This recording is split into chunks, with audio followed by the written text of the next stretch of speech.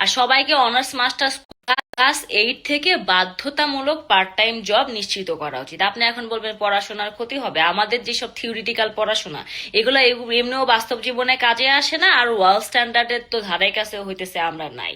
আর সবাইকে honours masters করে চাকরিতে ঢুকতে হবে, এই ধরনের অদ্ভুত চিন্তা বন্ধ করতে হবে। তার আগে চাকরিতে কোয়ালিফিকেশনে হইতেছে অনার্স মাস্টার্সের যে মার্জিনটা এটা হইতেছে বন্ধ করতে হবে। সবাইকে ইউনিভার্সিটিতে পড়ার দরকার নেই, আর সব রকম কাজের জন্য ইউনিভার্সিটিতে পড়ার দরকার নাই। তাইলে বেকারত্ব কমবে। আর হচ্ছে যখন পোলাপাইন ক্লাস 8-9 থেকে পার্ট টাইম জব করা শুরু করবে, এদের বাস্তব জীবনে প্র্যাকটিক্যাল ওয়ার্ক এক্সপিরিয়েন্স হবে, প্লাস মা বাবাদেরও হইতেছে এদের পড়াশোনার খরচ কমানোর ক্ষেত্রে এরা হইতেছে সাহায্য করতে পারবে। আর আমাদের দেশে যে বলে না যে হ্যাঁ অনার্স পাস করার পরে বাইরে যাও, এটা একটা ভুল থিওরি। এই পোলাপাইন গুলা যখন বাইরে যায় লোকাল পোলাপাইনদের সাথে কোপ আপ করতে পারে না, কারণ ওই দেশে 18 হইলেই হইতেছে বড় হয়ে যায়। আর আমাদের দেশে তো 30 বছর পর্যন্ত আমরা বাপের মা ঘাড়ের উপরে বসে বসে খাই।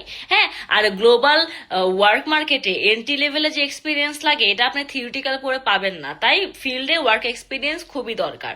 এখন আপনি বলবেন যে এখন আপনি আমাকে বলেন ওয়ার্ল্ড ওয়াইড বাংলাদেশের সংখ্যা কত কাজ করে?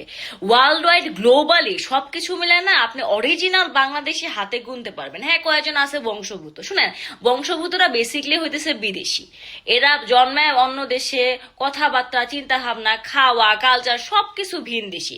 শুধু মা বাবা হইতেছে বাঙালি দেখে কিলায় গুতায় এদেরকে কিছু বাংলা টাংলা শিখায় আর কিছু বাংলা টাংলা কালচার করায়। আপনি দেখবেন সেকেন্ড থার্ড জেনারেশনের পরে এরা বাংলাদেশের হইতেছে বউ এদের ধারে কাছে থাকবে না।